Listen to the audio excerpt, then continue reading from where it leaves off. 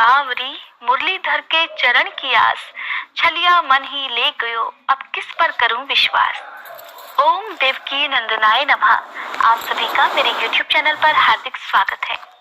मार्गशीर्ष मास में भगवान कृष्ण की पूजा जो भी भक्त सच्चे मन से करता है, अटूट श्रद्धा और विश्वास रखकर भगवान कृष्ण की कहानियां सुनता है, कहा जाता है कि भगवान कृष्ण का आशीर्वाद उन पर और उनके परिवारजनों पर सदा बना रहता है। कहते हैं कि मानो तो भगवान है और ना मानो तो पत्थर। आज की वीडियो में मैं आपको सुनाऊंगी एक ऐसे ही सच्चे भक्त की कहानी जिसकी वजह से भगवान को स्वयं मूर्ति में साक्षात भगवान का रूप लेकर आना पड़ा था। उन्होंने अपने भक्त की पुकार किस तरह से सुनी, आखिर कैसे भगवान ने अपने एक भक्त को झूठ बोलने के बाद भी बचा लिया। अगर आप भी सुनना चाहते हैं ये कहानी तो जल्दी से कमेंट बॉक्स में कृष्ण भगवान की जय जरूर लिख दीजिएगा। एक बार एक राजा ने अपने राज्य में भगवान कृष्ण का एक विशाल भव्य मंदिर बनवाया और उसमें पूजा करने के लिए एक पुजारी को भी नियुक्त कर दिया। अब पुजारी जो थे वो पहले से ही बड़े कृष्ण भक्त थे। अब तो पुजारी जी बड़े मन से चारों पहर अपने कान्हा जी की सेवा करने लगे। बड़े प्रेम भाव से उनकी सेवा करते, उन्हें भोग लगाते, उनका श्रृंगार करते। कान्हा जी की पूजा पाठ और उनकी सेवा करते हुए पुजारी की उम्र बीतने लगी। राजा जिसने वहां मंदिर का निर्माण करवाया था वो हर दिन नियम से कान्हा जी के दर्शन करने के लिए आता, लेकिन मंदिर में पहुंचने से पहले वो अपने एक नौकर के साथ एक फूलों की माला भेज दिया करता, जिसे वो पुजारी पहले भगवान को पहनाते और फिर जब राजा दर्शन करने के लिए आते तो आशीर्वाद स्वरूप वही माला भगवान के गले से उतारकर राजा को पहना देते।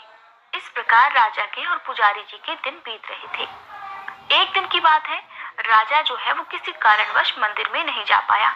अब उसने अपने सेवक से हर दिन की तरह माला भिजवा दी और पुजारी को ये संदेशा भी भिजवा दिया कि आज हम मंदिर नहीं आ पाएंगे, इसलिए सेवक के हाथों ही ये माला हमारे लिए भिजवा दीजिएगा।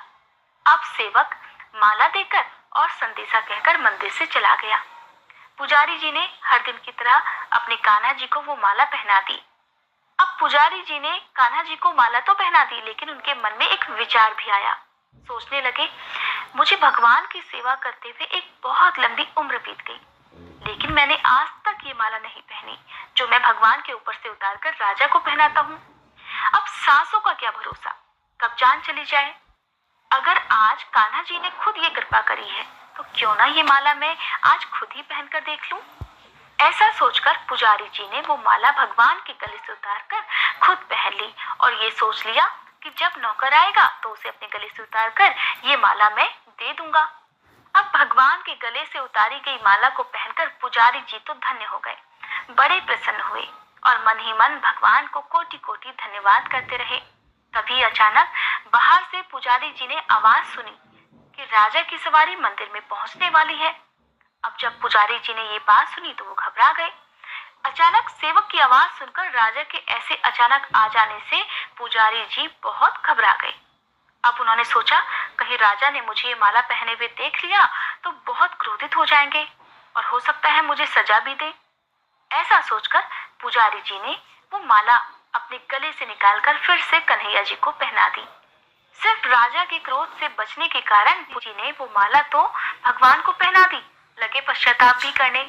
सोचने लगे कि ये तो मुझसे बहुत भारी पाप हो गया। भगवान के गले की माला मैंने खुद पहनी और अपने गले की माला निकालकर फिर से भगवान को पहना दी, ये तो मुझसे बहुत पाप हो गया। लेकिन दूसरी तरफ पुजारी जी को राजा के क्रोध का भी डर था। अब पुजारी जी मंदिर के एक कोने में खड़े हुए राजा का इंतजार कर रहे थे। तभी राजा मंदिर में आ गए और फिर पुजारी जी ने भगवान के गले की माला उतारकर राजा को पहना दी। अब जैसे ही राजा ने अपने गले में वो माला पहनी, उसे माला में एक सफेद बाल दिखाई दिया, जिसे देखकर राजा को सारी बात समझ में आ गई। राजा समझ गया कि ये माला जरूर पुजारी ने पहले खुद पहनी है और अब जब मैं आ गया तो मुझे भी यही माला पहना दी। इस पुजारी ने मेरे साथ छल किया है। ऐसा सोचकर राजा को गुस्सा आ गया।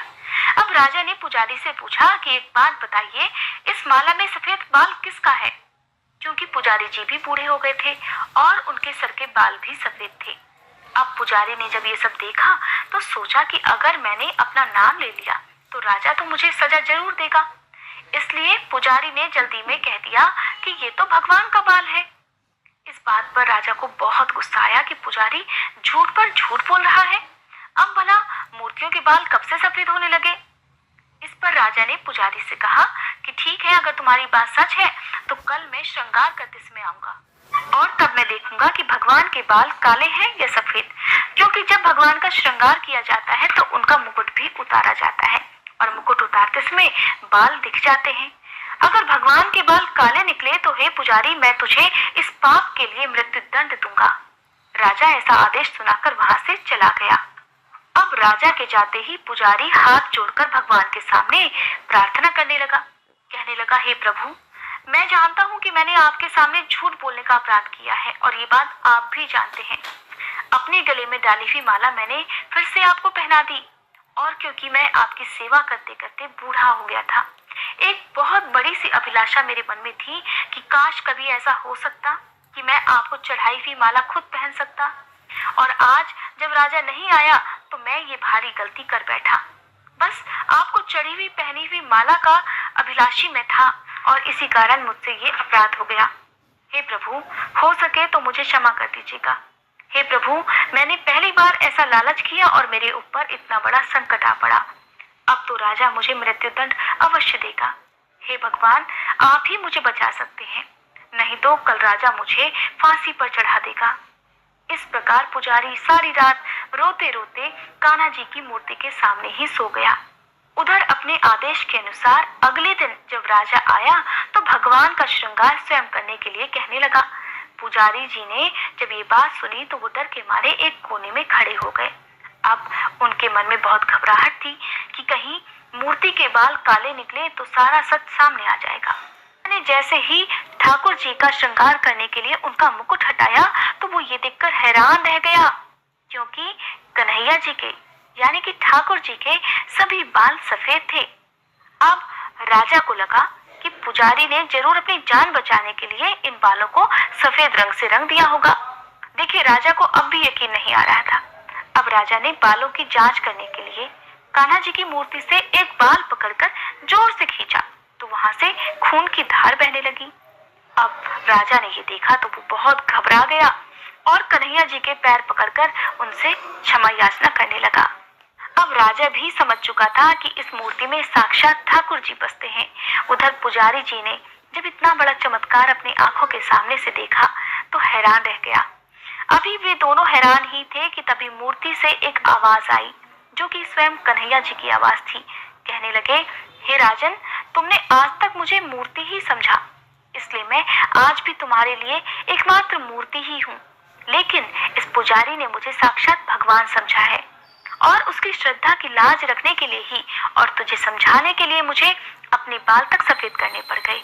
तब राजा को अपनी गलती का एहसास हुआ। उधर पुजारी जी बड़े प्रसन्न थे कि आज भगवान ने उसकी लाज रख ली थी। कहते हैं कि भगवान कृष्ण आज भी अपने भक्तों को दर्शन देते हैं, लेकिन जिनकी श्रद्धा और भक्ति सच्ची है केवल उन्हें ही।